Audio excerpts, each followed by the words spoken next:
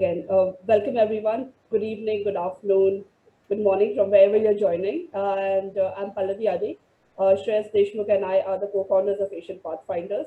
And we are delighted to welcome you to as I was saying earlier to Sir, the first session in our new year. So we just completed a year last week. So this is the first session in our second year and a very important topic, and we are honored to have an amazing panel. Before I give it to Chirayu, who's the moderator, just a brief about Asian Pathfinders. Uh, like I said, we started in 2020 May, and the entire aim is to be a knowledge sharing platform where we bring scholars, practitioners, academicians from various walks of life to have these constructive discussions and dialogues, and we do that through our fireside chats and our dialogues. So our dialogues are held on the last Thursday of the month, which is today, and then we have fireside chats which happen on the first 3 or 4 Saturdays of the month. So for the ones who do join us regularly, we will not be having a fireside chat this Saturday, but we definitely have one next Saturday, which is very interesting. And like I always say, we welcome feedback, we welcome any kind of inputs you have for the community, because it's your feedback which has helped us improve and come to the stage that we have in the last 1 year. So please keep it coming. So, like I said, June 5th, we have a session on cyber defense in India. We have Dr. Bal Singh Rajput, who is a serving senior police officer working on cybersecurity in Mumbai Police. And we have Advocate Prashant Mali, who is a leading cyber lawyer in India. So, they'll be speaking on cyber defense in India. We're looking at two different aspects, which is secured and legal dimensions. This is also the start of our sessions on cybersecurity, which will be held in the month of June. So we have very interesting sessions lined up, and you can keep an eye out on our social media to register for these. As always, these sessions are open for everyone to join. We all request you to just register before. So guidelines, stay on mute because we do register these sessions and put it on YouTube. Again, nothing else. Sometimes we just ask you to respect the views of others. Please put your questions and comments in the chat section. We like to have interactive discussions, but please mind the language that you're using, because we do not want to remove anyone. We've not had to do it so far. So do not put any defamatory or abusive contents in the chat section. Unfortunately, Shreyas or I would have to do that as a review, because we want to have these healthy discussions.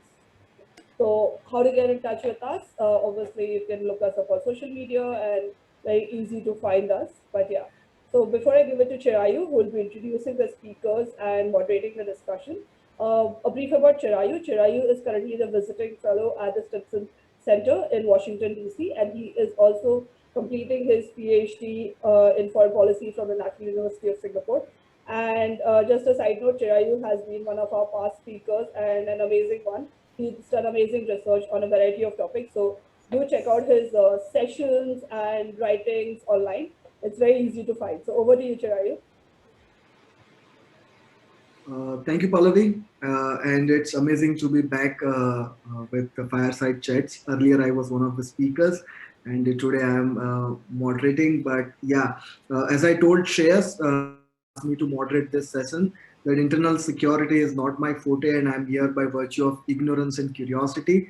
And internal security is some of the thing that is not as strongly discussed as other foreign policy issues or external issues. And both of you have done an amazing job putting up this preeminent panel that looks the issue of internal security from political, military, and socio-economic perspectives. So this is a great combination of speakers that we have today. And as I said, by virtue of ignorance and curiosity, I am here today moderating this and have the pleasure of introducing all three speakers and moderating the flow of today's conversation. As I said, the flow is I'll introduce all three speakers, and afterwards, each speaker will have 10 minutes. And I usually, when moderate panel, I have to request people, but most of the speakers are from army discipline today, so I don't have to give any reminder. So it's usually 10 minutes for each speaker. And after that, as a moderator, I'll have the privilege to ask one question to each. and then we'll open the floor to one and all democratically. And as Pallavi put it very aptly, we want this to be a healthy discussion. So following the rules, everyone has the right to ask questions. So without wasting any time further, let me introduce all three panelists. Shri Shekhar Dutt, Seva Medal, started his career in 1967 as an Indian Army officer and was awarded Sena Medal for gallantry in the 1971 Indo-Pakistan War. He then joined the Indian Administrative Service in the MP cadre. He then moved to the central government where he played key role in various ministries including sport, health and defense production. He was defense secretary between 2005 and 7, during which he was instrumental in finalizing the Indo-US framework for defense relationship. After retirement, he became the Deputy National Security Advisor in the Prime Minister's office during August 2007 and January 2010, where he looked after the issues concerning all the aspects of strategic defense as well as national security.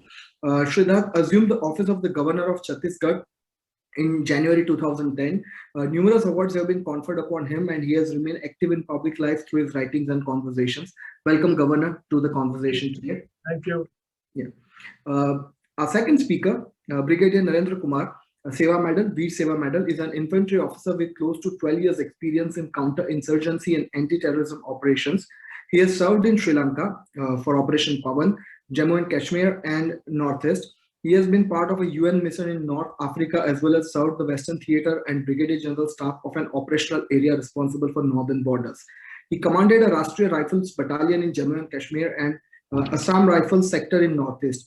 He has authored and edited 4 books and more than 225 research papers. His areas of interest are internal security, conflict in West Asia, and military reforms. Welcome, Brigadier, to you as well.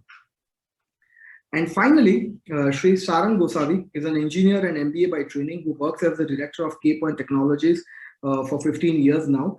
On social front, he is the founder of a grassroots level organization called Asim Foundation. Over the years, the foundation's reach has expanded to most districts of Jammu, Kashmir, Ladakh, and insurgency-ridden areas of Arunachal Pradesh, Assam, and Nagaland. He's a TEDx speaker and has delivered over 500 lectures sensitizing audience about challenges faced by individuals in border areas. He's a recipient of numerous awards recognizing his service to the borderland community. Welcome, Mr. Gosavi. We are looking forward to your insights as well. So, yeah. So, as said, let's open the floor and 10 minutes each for the opening comments by panelists. And we would like to start with you, Governor Dutt. 10 minutes for you. Thank you very much. Thank you very much, and good afternoon to all of you.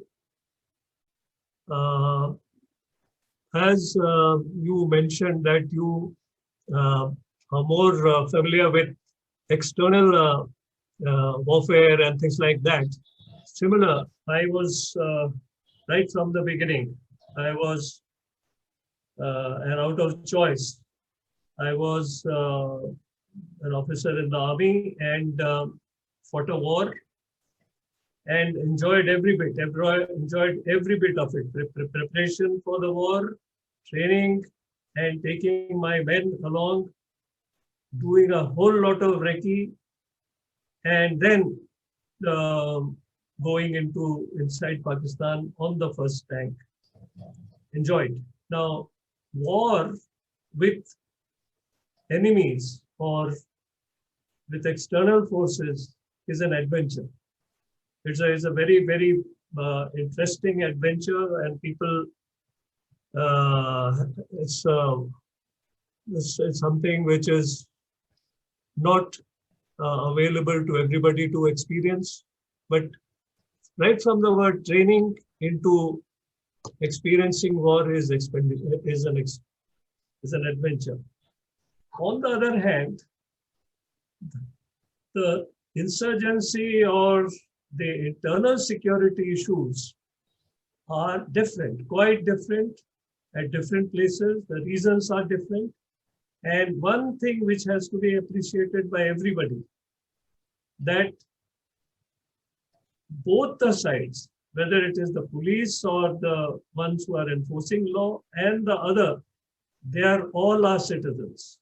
They speak the same language many times, and they belong to the same communities. And therefore, internal security becomes a far different kind of a challenge for law enforcing authorities.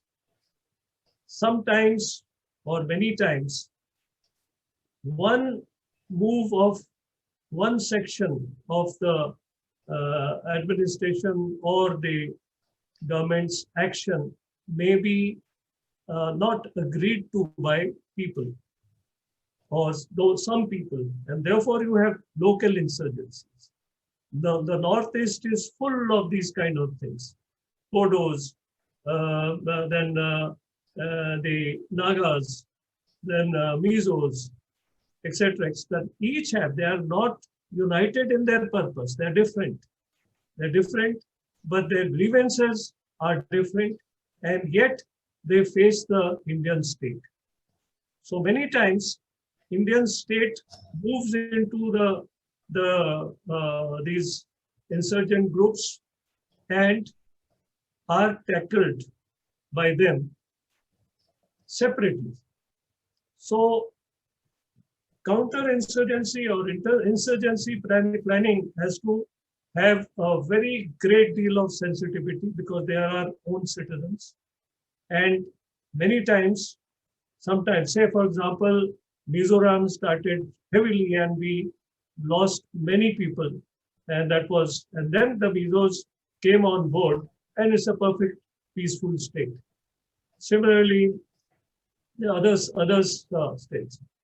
You have written about Naxal movement, and Naxals are synonymous with kind of left-wing extremism. But the Naxalbari movement in Bengal, when it started, was basically a peasant versus the town. And the peasant wanted land ownership. And land ownership was not being given to the people who were tilling because absent landlords owned lands. And so the whole thing, they were tackled, and both the things that they were at the first tackled with police, and then with dialogue, and then the land reforms happened. After land reforms, Naxalbari movement was over. And the other things which went into Telangana, present Telangana or Andhra Pradesh, was a different kind of a left-wing extremism. And so today, the Naxal movement is a false notion. There's no Naxal movement. It is basically left-wing extremism. And here also, another thing which people should know, and people, being unaware of our whole country. Our whole country is so diverse in its land, communities, language, and all that. So the who are in the belt are all from such forested areas which are densely forest, which have huge mineral wealth. And the forest gives them minor forest produce, including, I don't know how many of you know, that 30% of India's tamarind or imli comes from Bastar,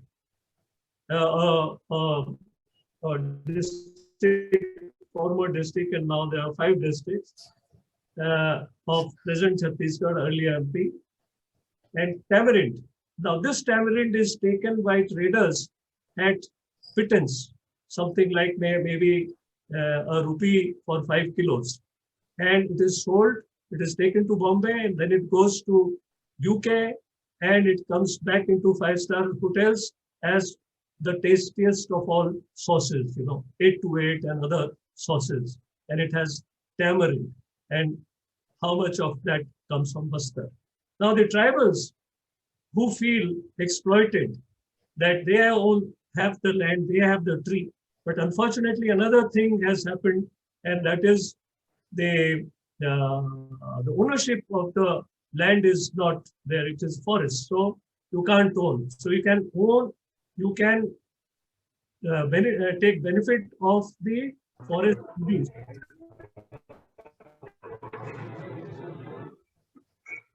And so that's another challenge.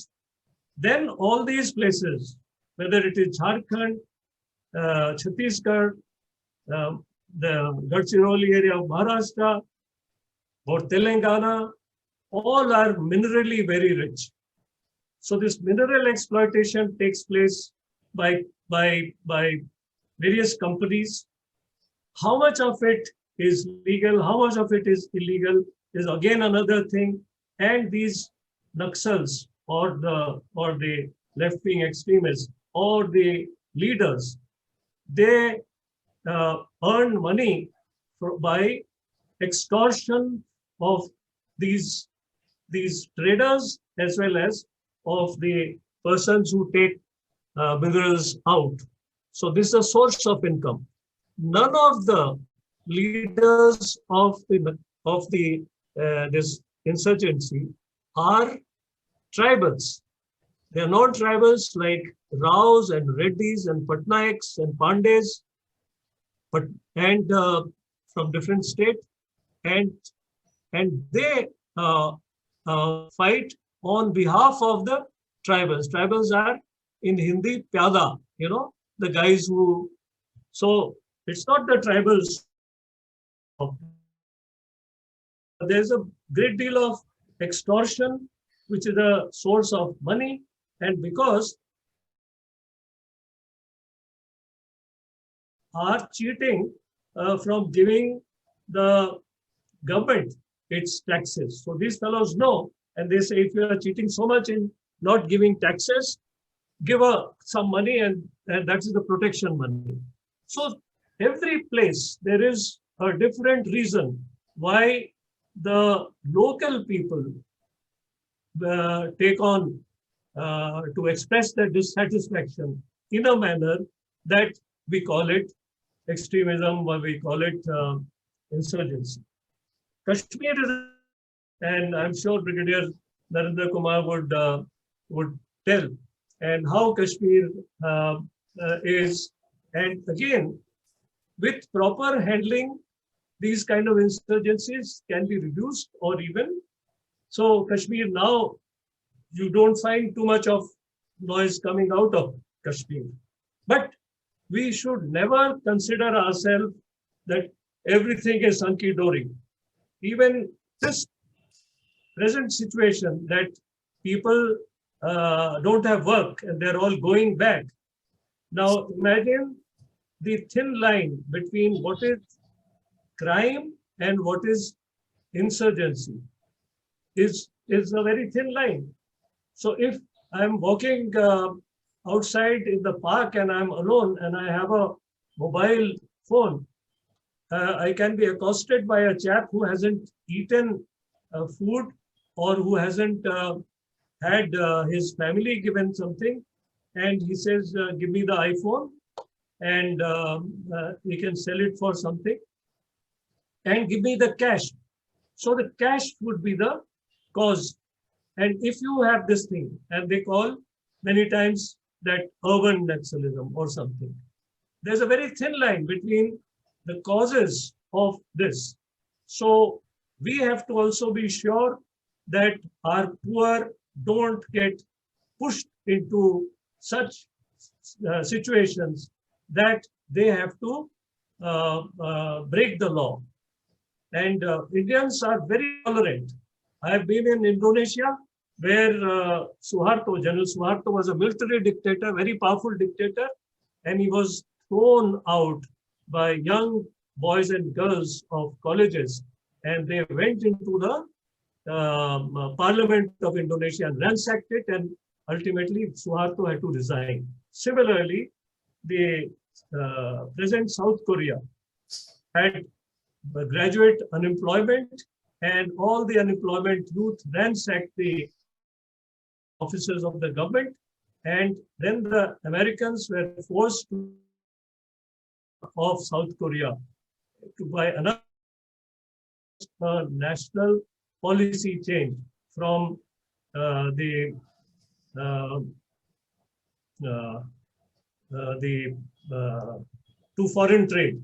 Earlier, everything was production in in situ within the country for domestic consumption, and this was not good enough for foreign trade. So that change in policy has made, say, South Korea easily one of the developed countries, and this was at a force.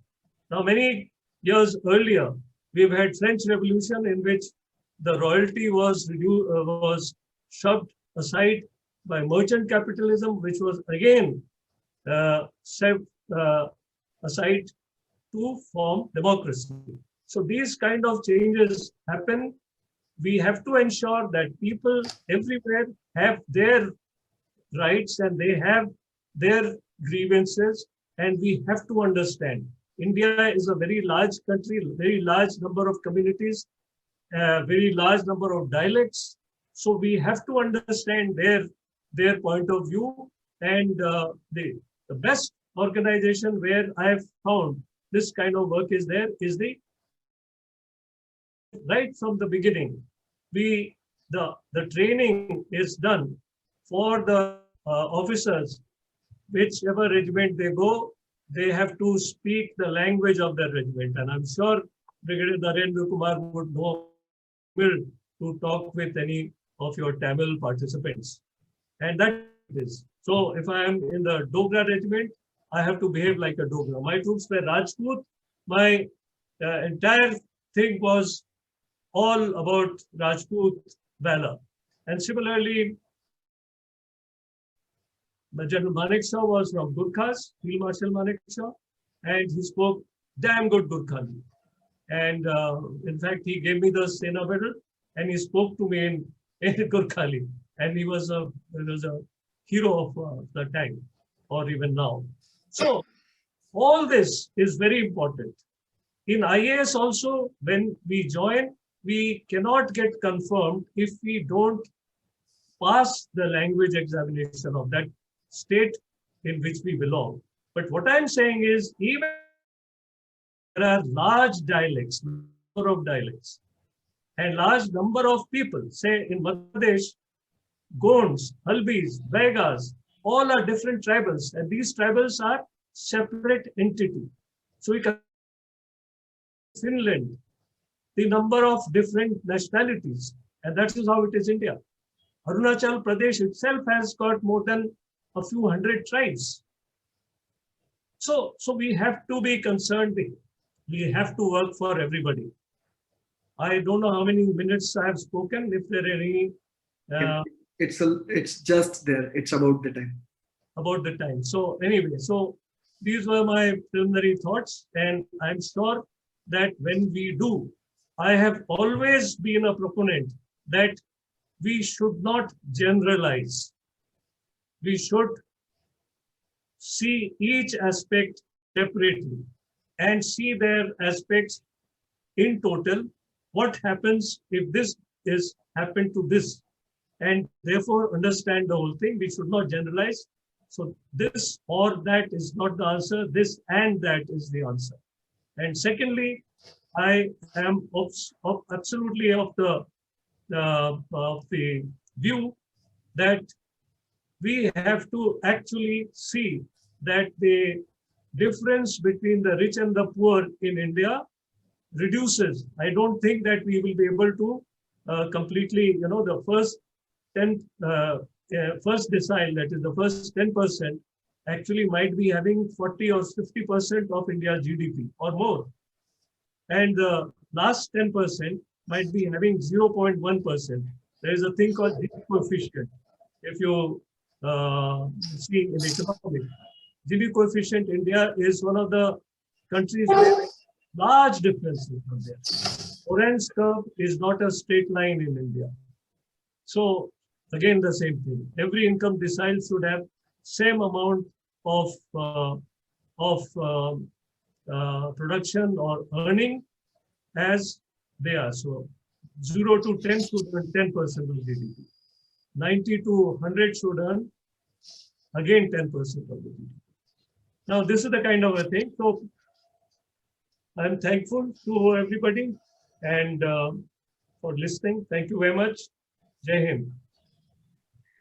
Thank you, sir, for your opening comments and also the incisive thought that it's not a broad stroke. There are so many nuances to insurgency, and the better we understand, the better we can handle it. Thank you for those comments. And now I request Brigadier Kumar to give his opening thoughts. Thank you very much for giving me an opportunity. My esteemed co-discussant and anchor, Mr. Chirayu Thakkar. It's a great opportunity that you offered me to express my opinion with regard to strengthening border security, a reality check. I just would like to highlight in the introduction part that India has got 28 states and 8 union territories. And out of 28 states, except 5 states, rest all states have got international border or international maritime border. That means that except 5 states, they don't have an international border or international maritime border. As far as union territories are concerned, except 2, 6 of them have got international border or maritime border. Now that is the kind of a border that poses diverse opportunity as well as challenges. India's land borders are approximately 15,106 and coastal boundaries 7,516 kilometers. Now look at the humongous international boundaries that India has got. Now we have to look at that. What does the border security means to us today? Let me tell you that we have come a long way. Today we have got border infrastructure, road communication. We have got now one border, one force that is guarding the borders. We'll discuss further whether all the arrangements that have been made by the government or expertise achieved over a period of time, is it adequate or more needs to be done? Let me first go through the diverse nature of our borders that we have got and what we need to guard against. Let's take the case of Bangladesh. Unlike China and Pakistan, we do not really feel that there is a conventional threat from Bangladesh. But can we neglect the non-traditional threats that may be posed from Bangladesh or that is already in the process to be triggered from Bangladesh into India? There is an old thing that Pakistan left Bangladesh, but ISI, Bangladesh has got ISI, Chinese intelligences, and Jamaat-e-Islami, which works contrary to the national interest of India. So, can this threat be handled by a policeman or by a CAPF or a border guarding force with binocular and INSAS rifle? We have to take a real look at that.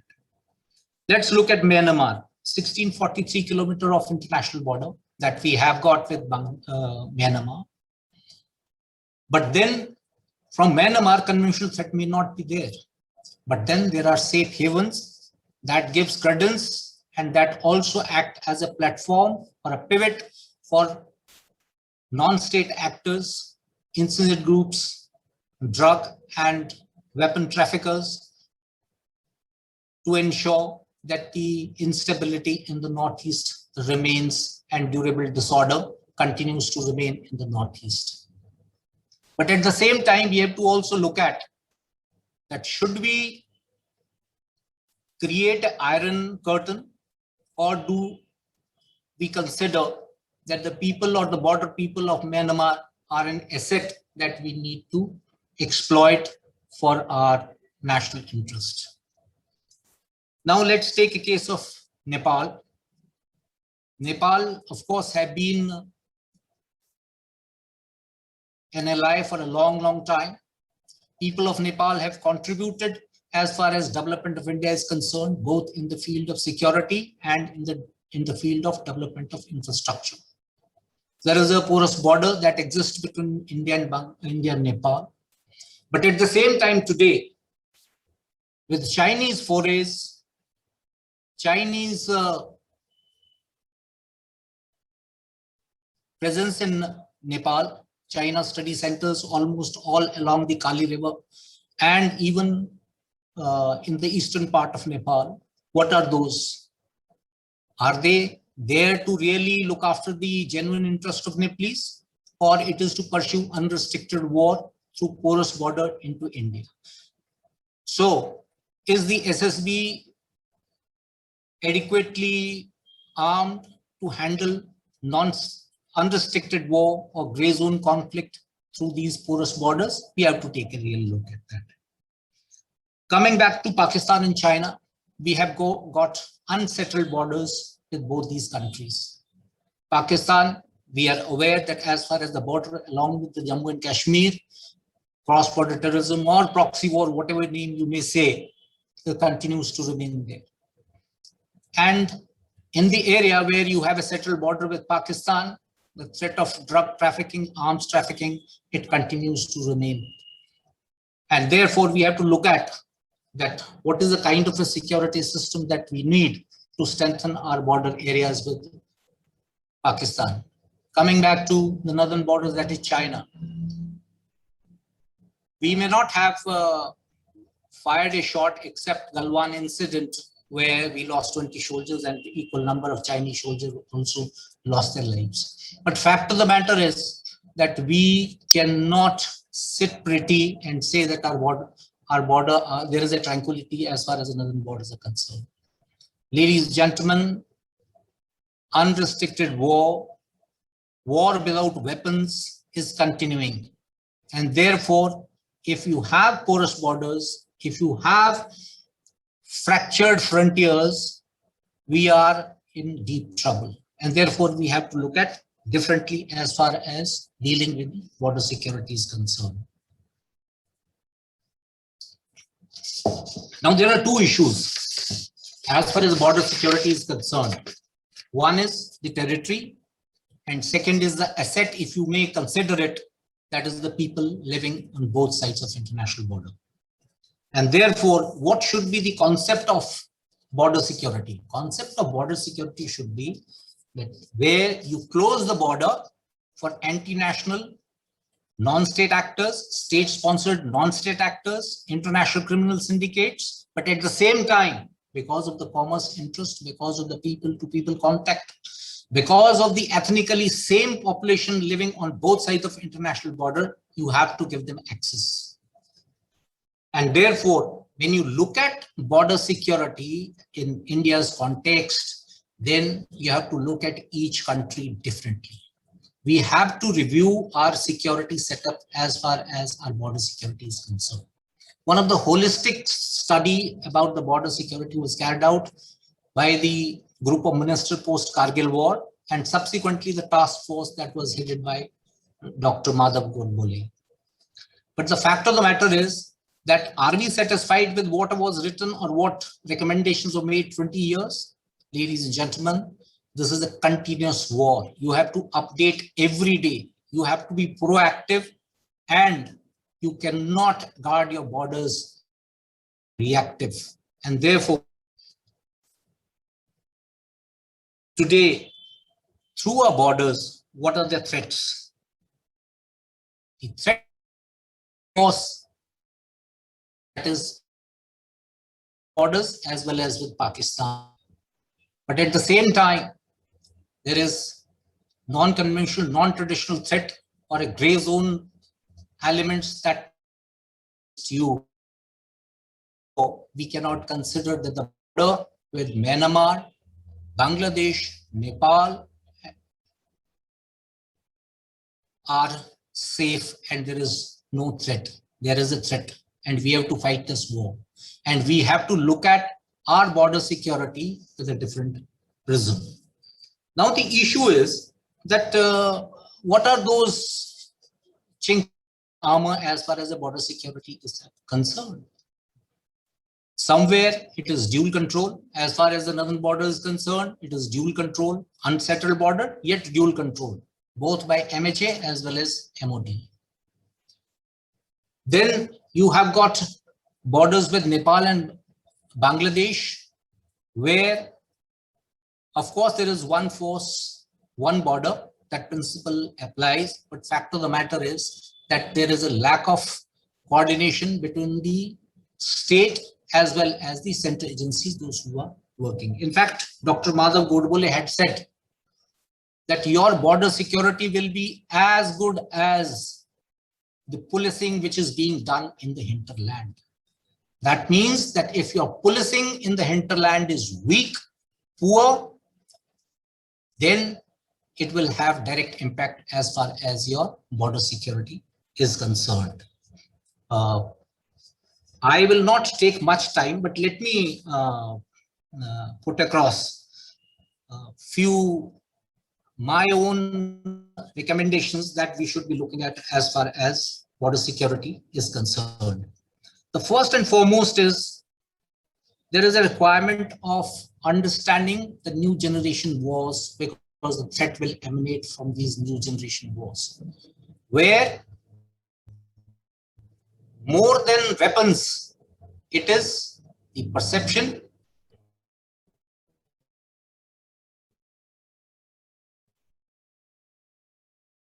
it is the people to build this, and we need to build up capacity and capabilities to deal with that. The second is incorporation of technology. We have seen that the infiltration from Pakistan has reduced considerably, but now the another threat that has come up, that is the drone, that is a transshipment of weapons as well as drugs across the LOC that is taking place. And therefore, you need to develop, or you need to have capabilities where you can actually detect them, disarm them, and disable them. Let me give you an example. Saudi Arabia and Iraq has got a border. Saudi Arabia has deployed 2,000 SPEG radars, which are capable of tracking ground-based systems as well as airborne. Then you have got a system which can detect underground tunnels that could be created along with your national borders, the way Pakistan has been doing in Samba sector or in Punjab. And there are systems where you can deploy them, but at the same time, these systems will give you forewarning that this is the area that is going to be breached through underground tunnel systems. No agency can work when they are blinded or when they do not know what is happening across. Now, let me spend a minute on how we should and what we should do to invest in the population on both sides of the international border. Let me tell you that the concept earlier was that the borders is end of our territory. It is absolutely incorrect for professionals to think in that particular manner. Borders are the areas from where your area of interest and area of influence starts. That means that the population on both sides of international border are your assets provided you are able to get them or assimilate them in your own system. I have seen in Northeast, especially with the border with Myanmar, that people still do not have any idea or a concept of international border. People living in of the regime that exists along the international 1643 kilometer international border do not consider that people of Kabao Valley still with their headloads to sell their items. Similarly, Nagas, both opposite Mon and Hyunsang district as well as Ukhrul district, they still come over for medical, for getting the grocery, and also getting the education. Large number of Naga boys from across Ukhrul, they come over to Ukhrul for studies. And therefore, in case they are given formal permission to study in India or in border areas, the same children will become our ambassadors, provided we look at that particular aspect carefully. And therefore, it is not only the land, but the people are also asset, and that we need to understand. We can't make an iron curtain along any of the borders, but we have to look at how best we can exploit and what are those mechanisms through which we can build the threats that may emanate from neutral as well as adversaries. There has been a lot of talk as far as implementation of laws of illegal migration, overstay by visitors, misuse of Aadhaar and ration cards. Gentlemen, I made a mention that it is not only the border guarding forces that are responsible to strengthen our border security, but even the agencies, even the government systems that work or that functions in own side in the hinterland also need to be very careful when they make these documents and allow the non-state actors from across to come and create mischief in our own country. There is no option. We'll sooner or later we'll have to go for digital mapping of the people, those especially the migrants or suspected migrants, those who come from across, so that they can be kept under surveillance. Implementation of border area development, it needs no emphasis. Our border areas, as far as economic development is concerned, have lagged behind, and that is one of the reasons that the insecurity continues to remain in those areas. Be it Northeast, all the states starting from Arunachal Pradesh down to Nagaland, Manipur, and then to Mizoram, border areas have been neglected and that have been exploited by both incidents as well as non-state actors, and the intensity of abuse and misuse of this access may increase in the near future. As I made a mention that the new generation warfare are going to be fought continuously with and without weapon, and therefore that we need to guard against that. There has been a lot of debate, but even Dr. had made a mention that unsettled borders with Pakistan and China both should be handed over to the control of army. This has come up multiple times, even during standoff. For some reasons, this has not been accepted by the government. But there is a case, because then you have one agency to be made accountable. Today in the northern border, there is a responsibility with the ITBP, but the accountability as far as standoff or slum LAC is not with them, it is with someone. We need to look at very carefully that what should be the command control, that there is one agency that is made accountable, responsible as far as the border guarding is concerned. Last but not the least, gentlemen, research work has been done on border security, whereas there should be taught how to manage the borders, concepts, doctrines, systems that planning that has been put in practice, the way there are prospective plans for modernization of the armed services. Border security is very, very vital. If you do not handle it carefully, if you allow your frontiers to be fractured, then you are looking for durable disorder, and that disorder will spread not only to the within the border states, but it will also spread to the hinterland. And therefore, there should be adequate research and think tanks. If there is no think tank that is looking into it, then either there should be a think tank that should be created, or the existing think tanks like IDSA, USI, CLAWS, caps, and for maritime, that is the Maritime Foundation. They should be tasked to carry out research and the systems what needs to be done to improve the security. It is every day.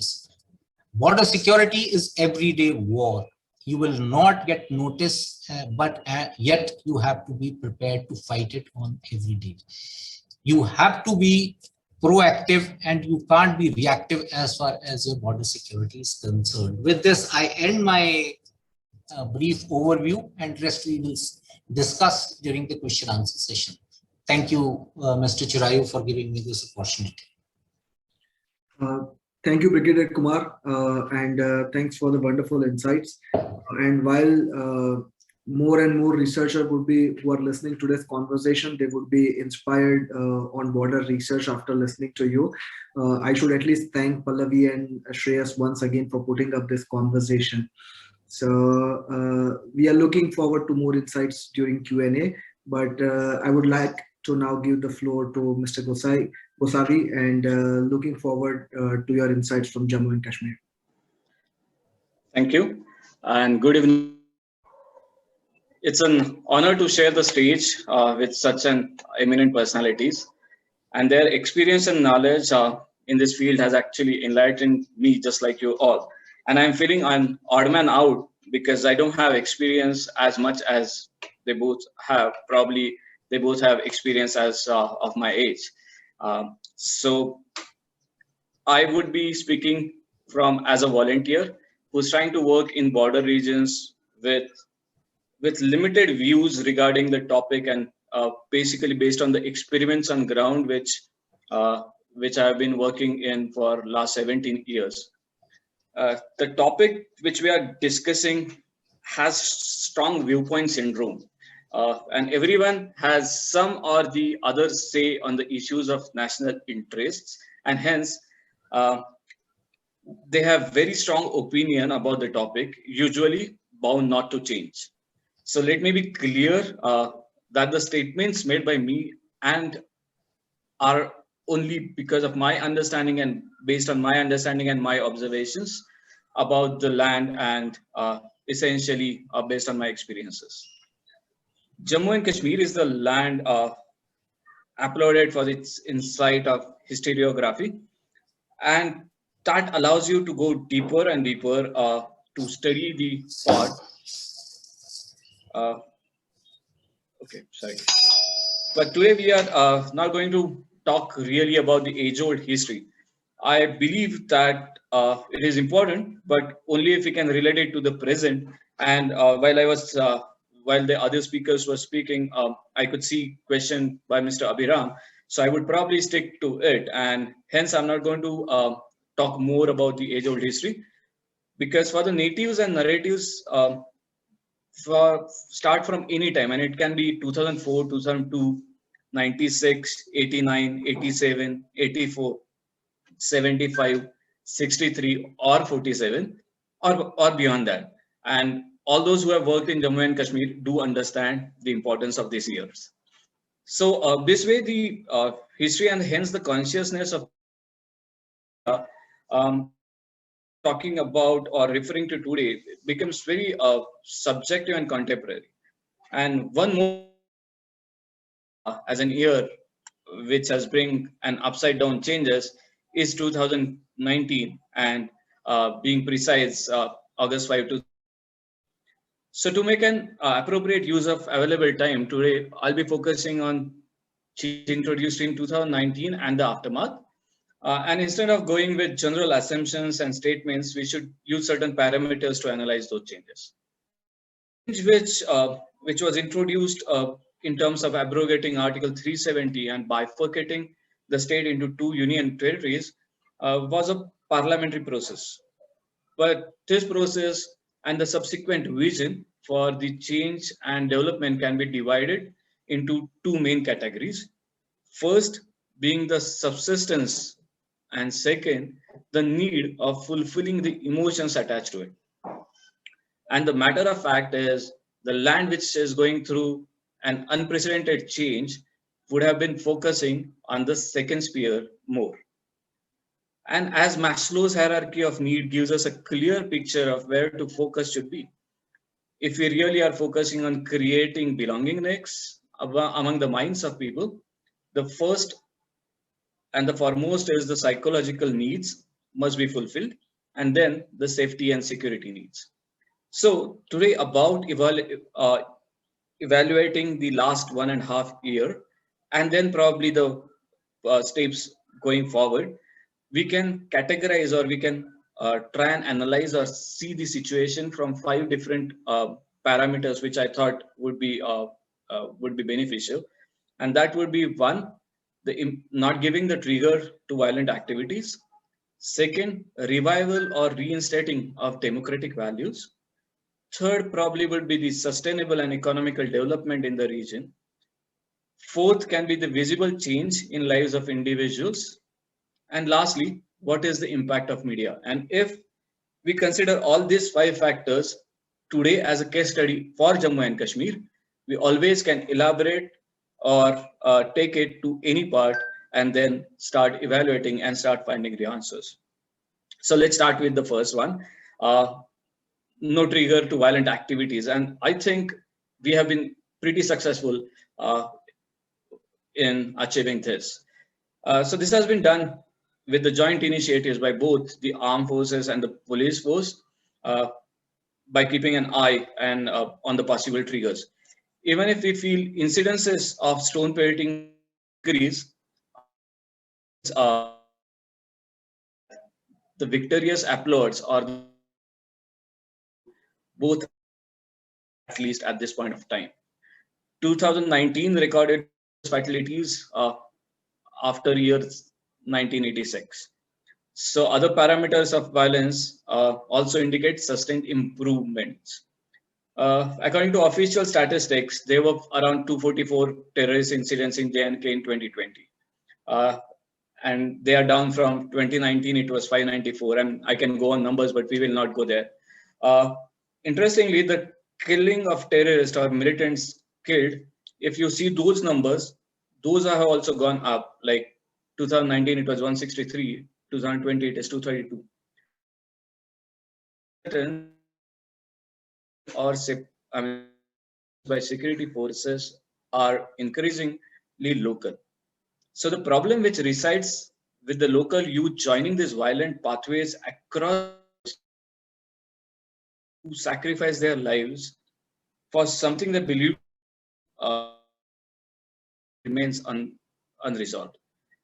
Even if we consider these numbers to be success of the security forces and intelligence, still the flip side of the coin marks a grave concern about how we can stop boys joining the way. So just if you start and analyze the last year, in December 2020, United Liberation Front of Jammu and Kashmir appeared on Telegram. They started highlighting smallest of the attacks conducted by any of the groups, and the symbol isn't religious, but has a chinar on it.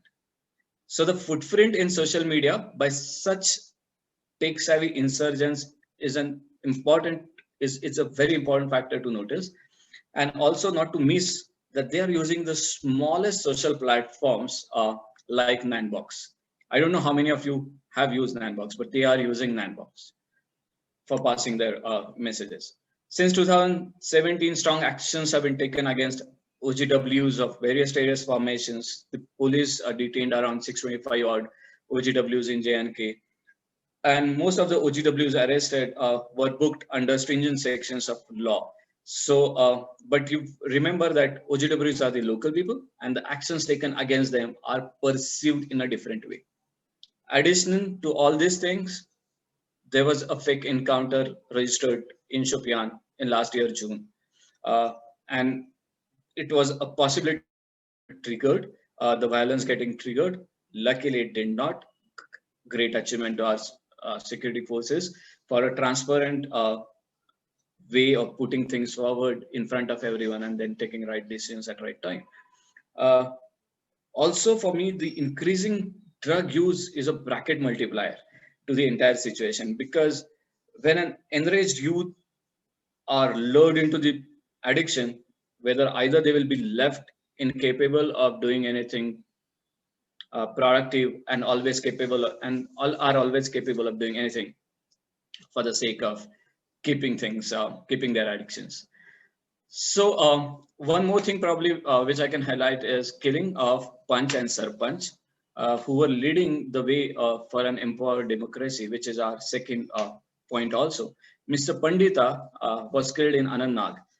Because of his religion, there was a possibility of a religious trigger. But again, thanks to the whichever way we took, it was pretty much under control. And hence, at least on the first criteria, Jammu and Kashmir for last 1.5 to 2 years have been pretty successful. Coming to the second part, which is revival or reinstating the democratic process, I think the federal structure of India, gave the special status to Jammu and Kashmir, and which was again revoked constitutionally. But to make efforts and impactful make it impactful, the democratic process, people should get involved. And that has been the problem for Jammu and Kashmir for years. The political process of participation in J&K has been utmost importance for the national as well as the international media. The voting turnout numbers are used most of the time to show people's belief in democratic systems. And if you see DDC elections, or if you see the Panchayat elections, the numbers are pretty good. Considering the DDC elections, whatever be the reason, Gupkar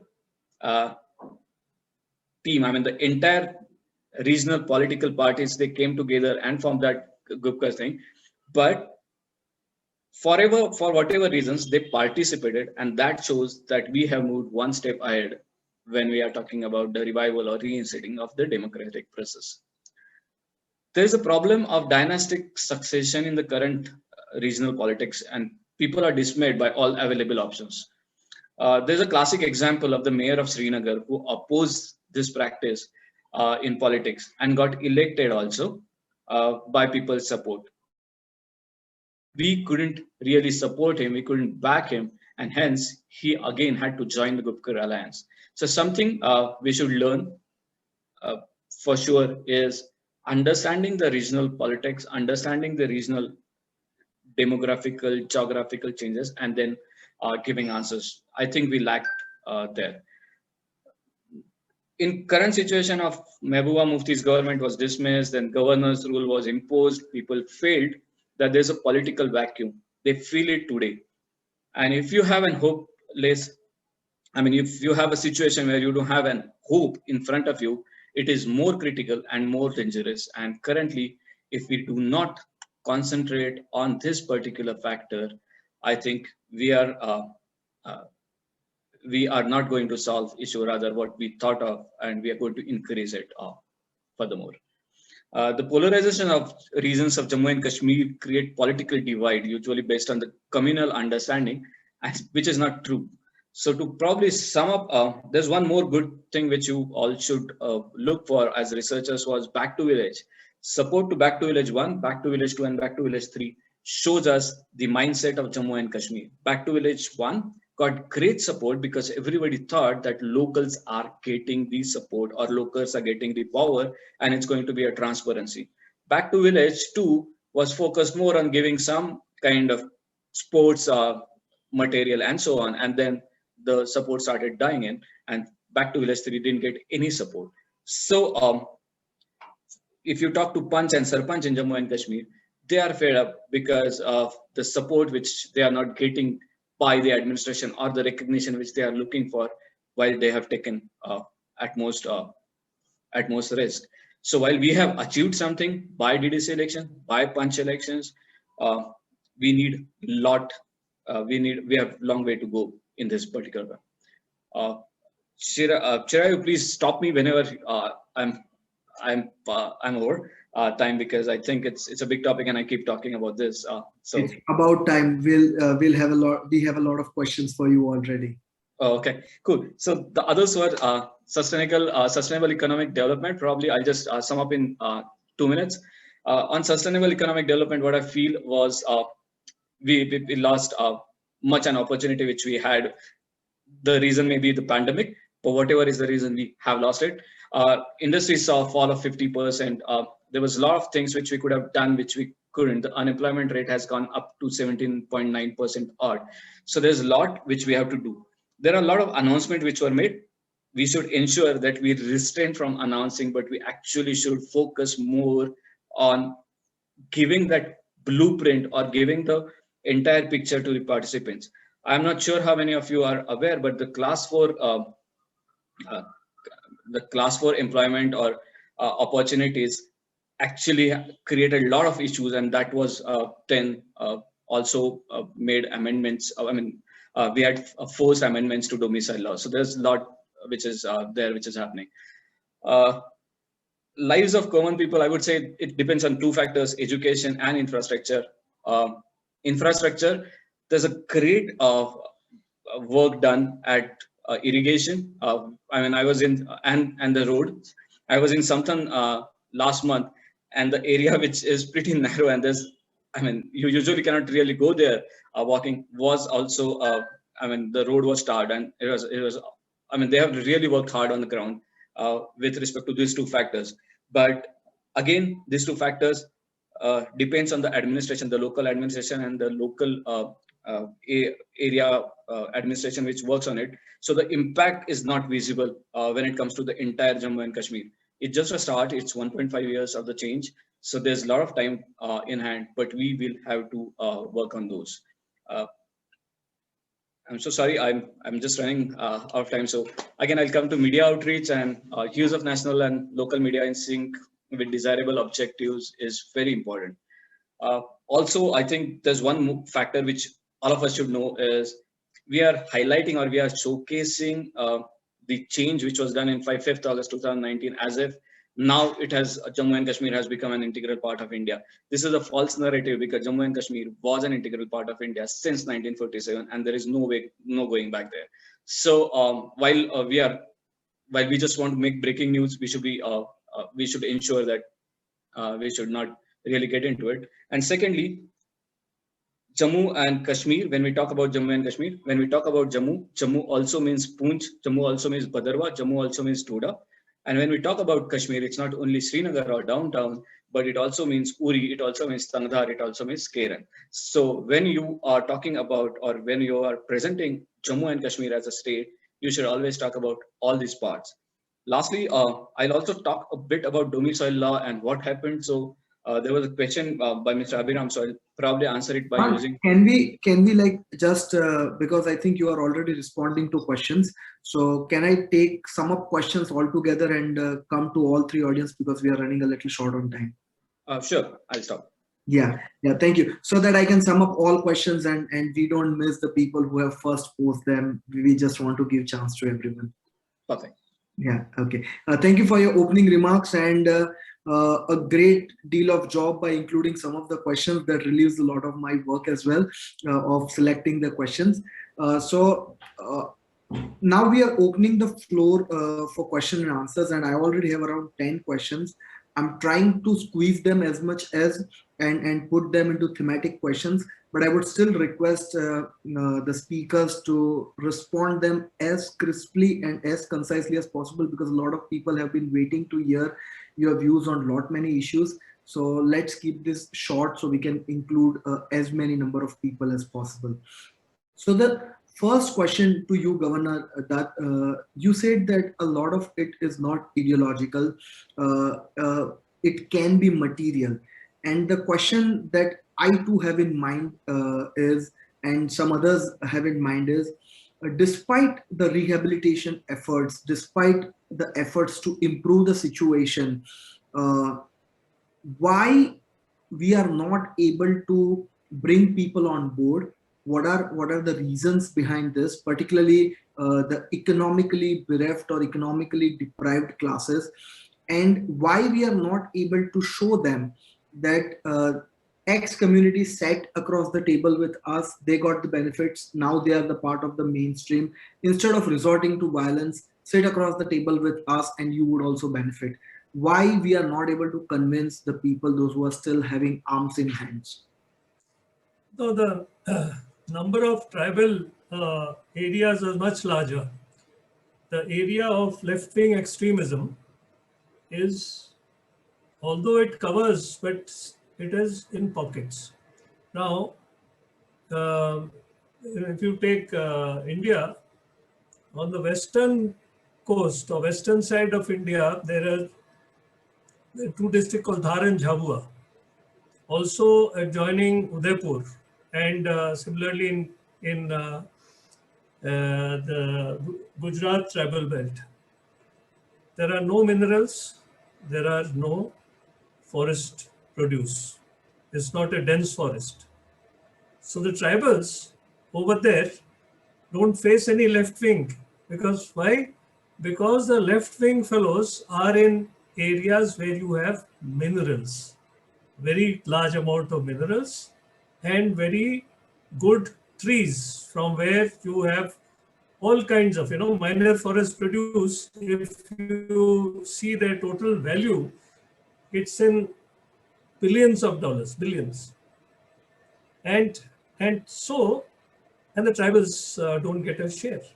Now, it is not the tribal who are taking up arms. It is again non-tribal fellows who have come, and they sometimes call with some ideology, and their basic source of income is sharing the loot, whoever has, and by extortion. So similarly, the people there now in Bastar, we are accustomed high density population in the country. In Bastar, state district, former district of Madhya Pradesh, and now now Chhattisgarh, the population density is from 0 to 50 per square kilometer. You understand? 0 to 50, hardly any population. And yet, the minerals are there all over.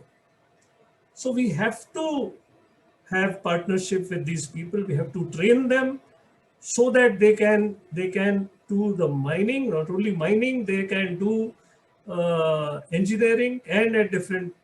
How many engineers or people with that kind of education come from the tribal belt? Some time ago, we took, and there's a Ramakrishna Mission school at near Bastar, and the Swamiji over there has done wonderful well and trained students in 10+2 in physics and mathematics and all that. And we got the first entrance to Delhi University from there. Similarly, the first entrant of in the medical college from there, like this. Now our effort has to be train the locals to be able to handle the local wealth. And all these companies which work over there should be able to take from these trained people. And that kind of frustration would not be there once they become partner. And these are very rich places, much more richer than many other places, which are agriculturally rich.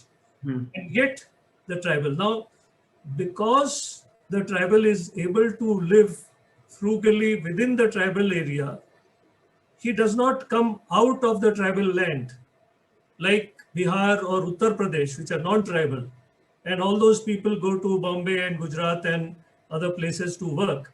No tribal comes because the tribal is able to live frugally in their land, and they have methods of agriculture which is far better in Indian context than much of the other places, where water is minimally used and where they have their own little garden, because their land also does not belong to them. Under the Forest Conservation Act, the land cannot be given to ownership to the people who live there. But even then, they are, and you won't find the tribals coming in hordes in Bombay and working. as a labor. So what I'm saying is that this is a civilization of very, very decent people, decent human being. The other front is, and that is of the other things also. People of India know hardly anything about the different tribes, and they don't know about their culture. They don't know about the language, dialects. Gondi is spoken in Madhya Pradesh, in Chhattisgarh, in Gadchiroli, in Maharashtra, in Telangana, and also Jharkhand, and parts of Odisha. And yet, there will be very few people in India who would know Gondi. Not to say of this. In fact, somebody mentioned about Madhav Godbole. Then there's an institution in Pune, and I gave a lecture some time ago, and we were talking, and Mr. Godbole, I asked that if we are really interested to see, what Pakistani mind works, how many of us in this whole big hall, how many of us know Baluchi?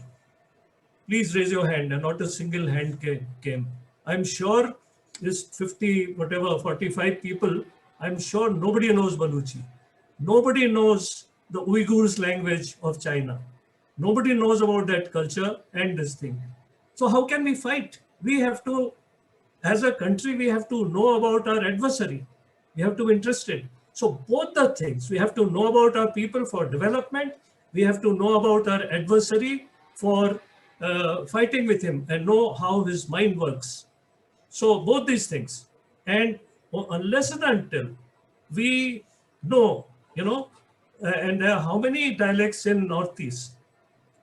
Similarly, the Northeast problems are not inter-problem with India. It is intra-problem with the other tribes. And thereafter, this dispute happens, and then the Indian forces come into. So these are the kind of things, so they are not as simple, but the only thing is that we have to know the people. So partnership is the key to solving this problem in long term is what you are trying, if we want to really assimilate them and not isolate these tribes. Absolutely. Yeah. Brigadier Kumar, thank you, sir. Brigadier Kumar, there are two questions for you before we move ahead. One is particularly, you said the Iron Curtain. You used that phrase in your own opening, and some of the places that you mentioned, border infrastructure cannot be put in place because either side there are families. There may be one person living on this side, the in-laws may be living on the other side. Those sort of things are possible.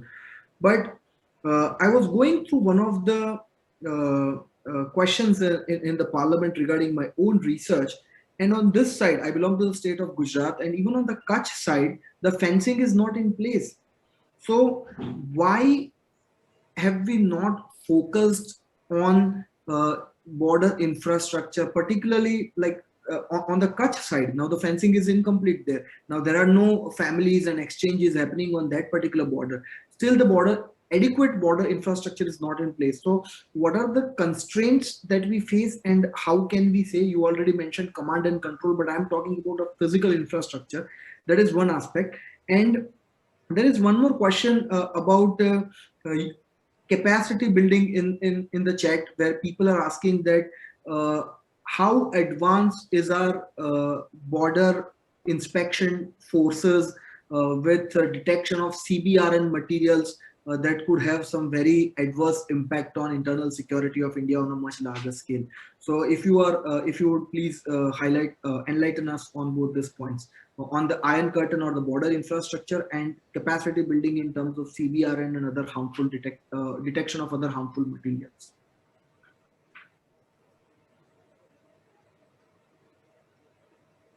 You are on mute. You need to unmute yourself.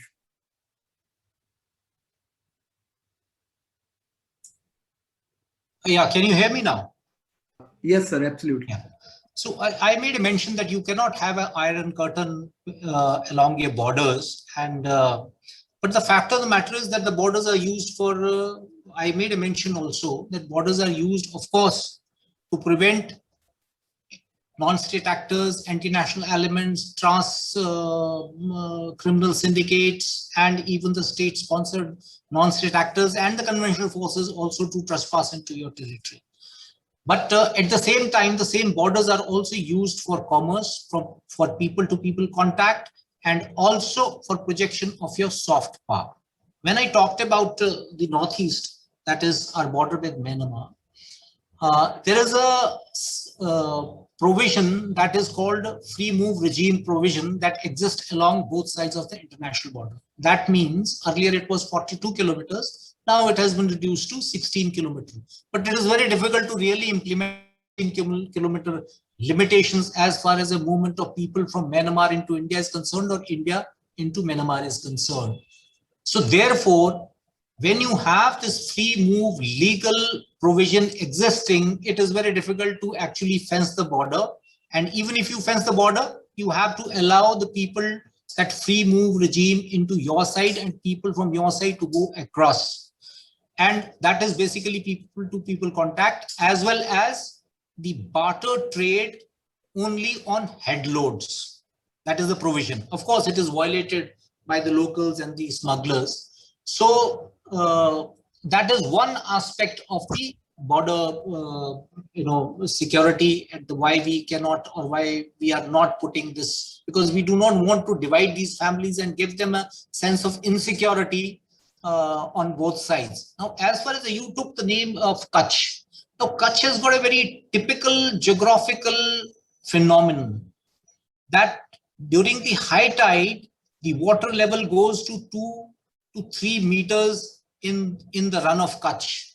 And therefore, it is very difficult for you to actually even carry out patrolling. When you do the patrolling in that area, you got to be prepared that if you miss that timeline, your entire patrol may get submerged in water. There have been large number of casualties that has happened to the security forces when they were moving in that particular area. And it does not allow you to construct the infrastructure because of the high and low tide, and the cycle continues in 24 hours. So you got a very limited window when you can actually create, and even if you create that will get eroded and it is of no use. Rather, high tide itself is a kind of a obstacle, because subsequently then thereafter there is a slush and it is not easy to walk in that particular environment. So this is the first part of the question. Second, you talked about CBRN. Let me tell you, it's a highly complex and it's not a simple mechanical system where you can detect chemical, biological, radioactive, and the nuclear material. You need specialized units. Today, I can say this, that though people deployed on ground, especially the NACA officers or the company commanders above, they are aware of this, but then they do not have the CBRN capability to detect all the 4 elements of CBRN. And therefore, whenever they detect or they find some suspicious element, it is not touched, it is isolated, kept there, and then the specialized or the special units, both from the armed forces and from the civil side, they are sent there where they examine about these aspects. But when you talk about the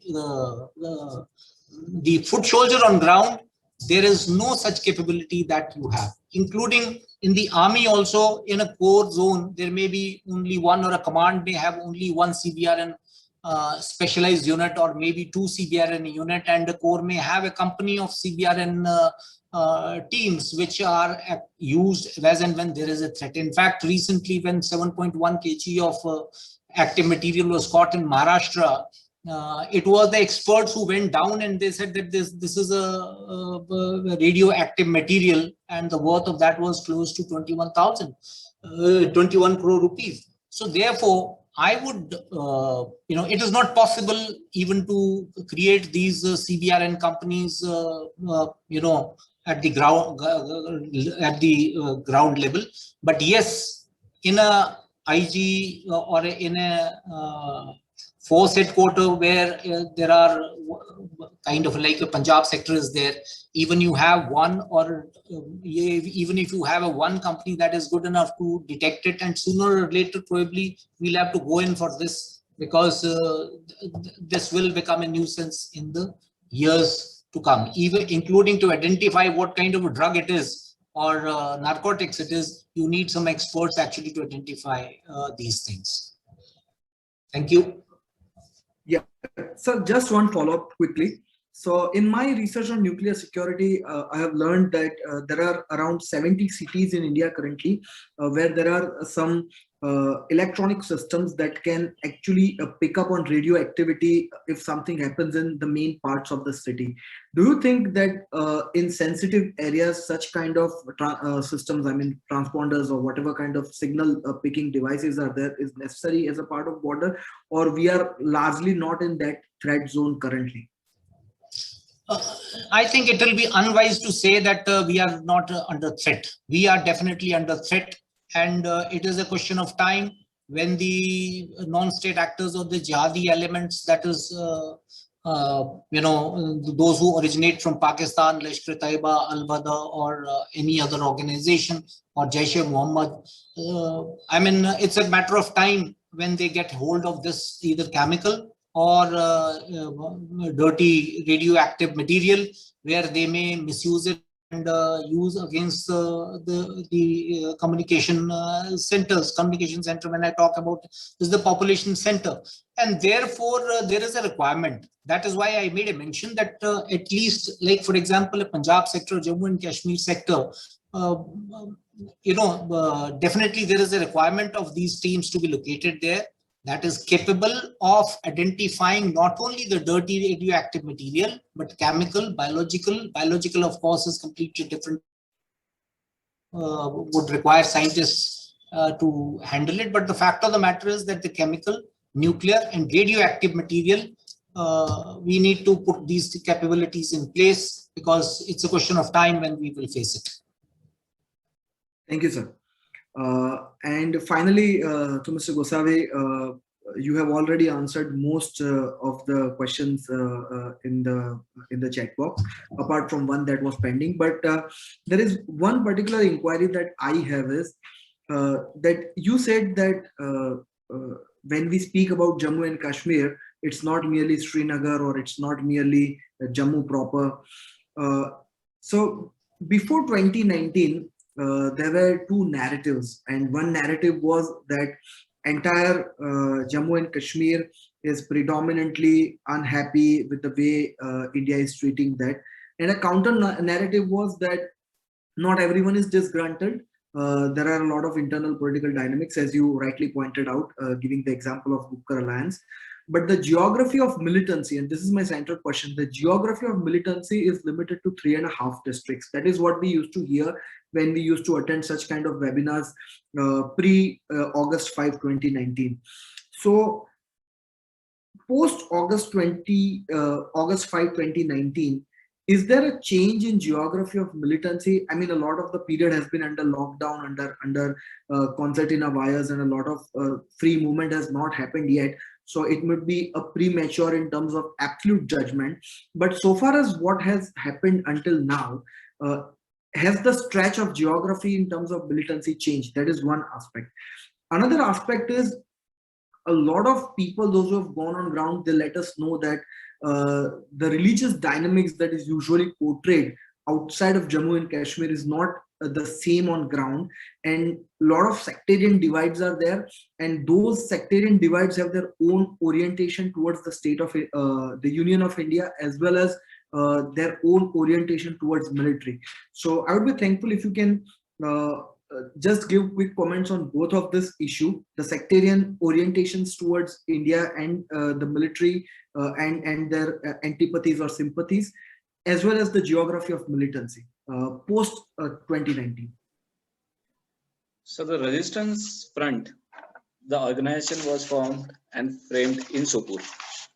So I mean, that gives indirect answer to your direct question, but it's more that it's not only about the geography of the ones who have guns, it's more about the mindset. And if you talk about the mindset, then currently after the change, the mindset is disturbed across, though it is more visible in the southern part of the Kashmir, which 3.5 districts which we are talking about. So A is visibly with guns, you will still see restrictions and restricted areas and restricted geographies, but the disturbance or the anger or the disalign or non-alignment with the central policies would be across J&K, which you'll see if you are on ground. So that probably is first part of your question, and the second part, I would not really categorize it that ways, because if you talk about uh, the the parts which are near LOC, they are pretty supportive, is what we say. Then there are central parts in Budgam are pretty supportive, is what we usually say. And then we try and align it or assign it or map it to the religious or the majority in those particular areas. But that's not really the case. I think the entire Jammu and Kashmir knows and they believe that they are part of India.